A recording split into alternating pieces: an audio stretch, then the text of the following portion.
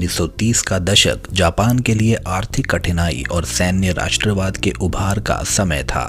संसाधनों की कमी और साम्राज्यवादी महत्वाकांक्षा ने 1931 में मांचूरिया पर आक्रमण और 1937 में चीन के साथ युद्ध को जन्म दिया। संयुक्त राज्य अमेरिका ने जापान की बढ़ती आक्रामकता और चीन में उसके क्रूर युद्ध से चिंतित होकर स्क्रैप आयरन और विमानन ईंधन जैसे महत्वपूर्ण सामग्रियों पर व्यापार प्रतिबंध लगा दिया। इन प्रतिबंधों का उद्देश्य जापान की आक्रामकता को रोकना था, लेकिन इसका विपरीत असर हुआ। जापान और अधिक असहाय महसूस करने लगा और उसने एक जोखिम भरी रणनीति पर विचार किया।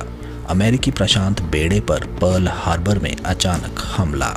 यह निर्णय अमेरिका को द्वितीय विश्व युद्ध में ले गया और इतिहास की धारा को हमेशा के लिए बदल दिया। युद्ध की शुरुआत में तटस्थ रहते हुए भी अमेरिका ने मित्र राष्ट्रों की मदद की, जैसे ब्रिटिश काफिलाओं को एस्कॉर्ट करना और हथियार बनाना।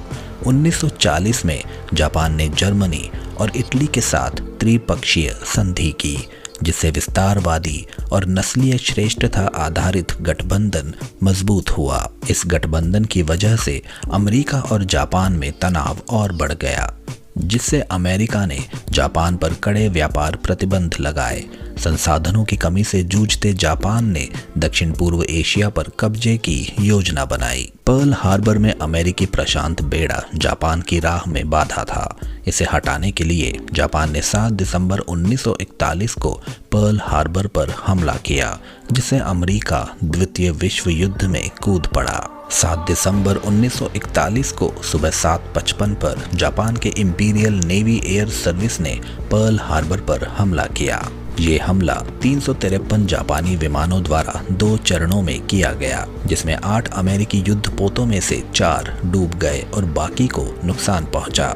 इस हमले में 2400 अमेरिकी मारे गए और 1170 घायल हुए। हालांकि जापान का मुख्य उद्देश्य पर्ल हार्बर की महत्वपूर्ण सैन्य सुविधाओं को नष्ट करना था, लेकिन ऊर्जा संयंत्र, शिपयार्ड और पनडुब्बी को नुकसान नहीं पहुंचा। जापानी नेतृत्व ने इस हमले को एक निवारक कार्रवाई के रूप में सोचा, ताकि अमेरिका दक्षिण पूर्व एशिया में उनके सैन्य अभियानों में हस्तक्षेप ना कर सके। इस विश्वास के साथ कि हमला अमेरिका को डराएगा, जापान को उल्टा परिणाम मिला।